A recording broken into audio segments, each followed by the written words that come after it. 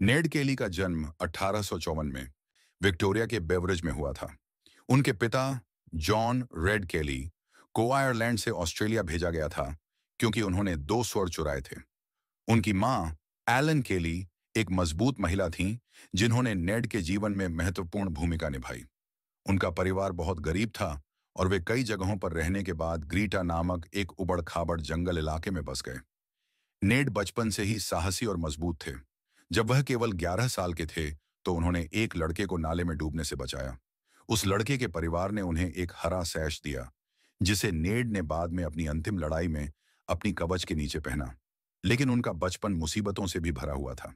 कई गरीब आयरिश परिवारों की तरह उनका परिवार भी पुलिस के अत्याचारों का शिकार था। पुलिस उन्हें हमेशा तंग करती थी, चाहे वह छोटे मोटे अपराध हों। जब नेड 12 साल के थे उनके पिता की मृत्यु हो गई। अपने परिवार का सहारा बनने के लिए नेड ने स्कूल छोड़ दिया और काम करना शुरू किया। जीवन कठिन था और बहुत जल्दी वह मुसीबतों में फंस गए। उन्होंने हैरी पावर नामक एक बशरेंजर से दोस्ती की जिसने उन्हें जंगल में जीने के तरीके सिखाए। हालांकि नेड ने कभी यह नहीं माना कि वह पावर के अपराधों में शामिल थे, लेकिन उन्हें कई बार घोड़े चुराने और अन्य अपराधों के आरोप में गिरफ्तार किया गया। 1870 में नेड को पहली बार गंभीर कानूनी परेशानी का सामना करना पड़ा। उन पर एक चीनी आदमी आह फूक पर हमला करने का आरोप लगा। हालांकि वह गिरफ्तार हो गए, लेकिन इस आरोप को साबित करने के लिए कोई ठोस सबूत नहीं था। इसके बाद के सालों में नेड ने कई बार पुलिस से टकराया, ज्यादातर चोरी किए गए घोड़े और मवेशियों के मामले में। 1871 में उन्हें एक चोरी किए गए घोड़े को रखने के आरोप में 3 साल की सजा सुनाई गई। जब वह 1874 में जेल से रिहा हुए तो उन्होंने एक ईमानदार जीवन जीने की कोशिश की। उन्होंने घोड़ा तोड़ने और मजदूरी का काम किया, लेकिन मुसीबत ने उनका पीछा नहीं छोड़ा।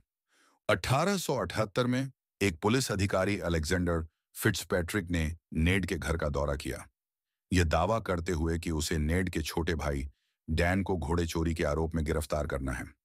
एक झगड़ा हुआ और फिट्जपैट्रिक ने दावा किया कि नेड ने उनके हाथ में गोली मारी थी। हालांकि केली परिवार ने इसका खंडन किया, लेकिन अब बहुत देर हो चुकी थी। नेड और डैन को जंगल में भागना पड़ा। पुलिस से बचने के लिए नेड, डैन और उनके दो करीबी दोस्त जो बर्न और स्टीव हार्ट ने केली गैंग का गठन किया। उन्हें अपराधी घोषित कर दिया गया, यानी उन्हें जहां भी देखा जाता मार दिया जा सकता था।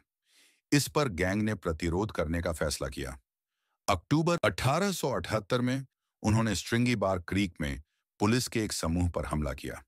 इस संघर्ष में 3 पुलिसकर्मी कांस्टेबल लोनिगन, स्कैनलन और सर्जेंट कैनेडी मारे गए। इसके बाद नेड केली को ऑस्ट्रेलिया का सबसे वांछित आदमी घोषित कर दिया गया। गैंग को पकड़ने के लिए पुलिस ने अपनी कोशिशें तेज कर दी और उन्होंने घने जंगलों का सहारा लिया, जहां वे लगभग 2 साल तक पुलिस से बचते रहे। इस दौरान उन्होंने यूरोआ और जेरेल्डी जैसे शहरों में बैंक लूटे, जहां उन्होंने बड़ी रकम चुराई। लेकिन ये लूटें केवल चोरी नहीं थीं। जेरेल्डी में नेड ने बंधकों को रखा, पुलिस के रिकॉर्ड जलाए और कुछ पैसे गरीबों में बांटे। इससे उन्होंने खुद को एक लोकनायक के रूप में स्थापित किया। यह वही था कि नेड ने जेरेल्डी पत्र लिखा, जिसमें उन्होंने अपने कृत्यों का बचाव किया और पुलिस के भ्रष्टाचार का आरोप लगाया। उन्होंने कहा कि वह गरीब आयरिश बस्तियों के अधिकारों के लिए लड़ रहे थे। उन्होंने ब्रिटिश शासन के प्रति गहरी नाराजगी भी व्यक्त की और अपने आप को एक विद्रोही के रूप में पेश किया। लेकिन गैंग जानती थी कि वे हमेशा के लिए नहीं बच सकते।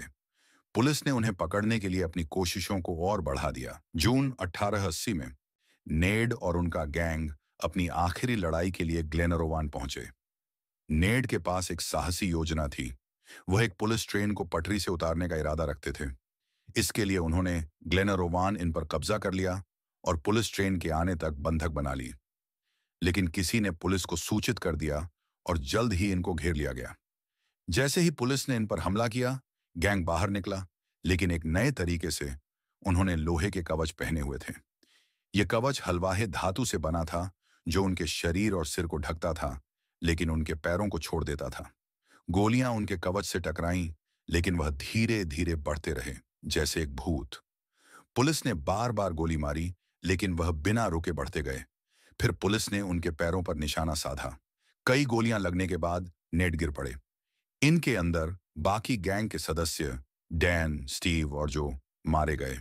नेड को पकड़ लिया गया और मेलबर्न ले जाया गया, जहां उनके खिलाफ कांस्टेबल लोनिगन की हत्या का मुकदमा चला। उनका मुकदमा जल्दी से खत्म हुआ और उन्हें मौत की सजा सुनाई गई। 11 नवंबर 1880 में मेलबर्न गॉल में नेड को फांसी दी गई। उनकी आखिरी बातें थीं, ऐसा ही है, और इसके बाद उन्हें फांसी पर चढ़ा दिया गया। लेकिन उनकी मौत के बाद उनकी कहानी खत्म नहीं हुई। समय के साथ नेड केवल एक बशरेंजर नहीं रह गए, वह एक किंवदंती बन गए।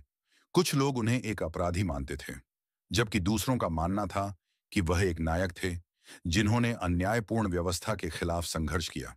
उनकी कहानी ने किताबों, फिल्मों और कला को प्रेरित किया और वह ऑस्ट्रेलिया के सबसे प्रसिद्ध व्यक्तियों में से एक बन गए। कुछ वर्षों बाद उनकी हड्डियों की पहचान की गई और उनका पुनः अंतिम संस्कार किया गया। उनका कवच आज एक संग्रहालय में प्रदर्शित है। आज भी लोग यह बहस करते हैं कि वह विलेन थे या हीरो, लेकिन एक बात तो निश्चित है, नेड केली की कहानी कभी नहीं भुलाई जाएगी।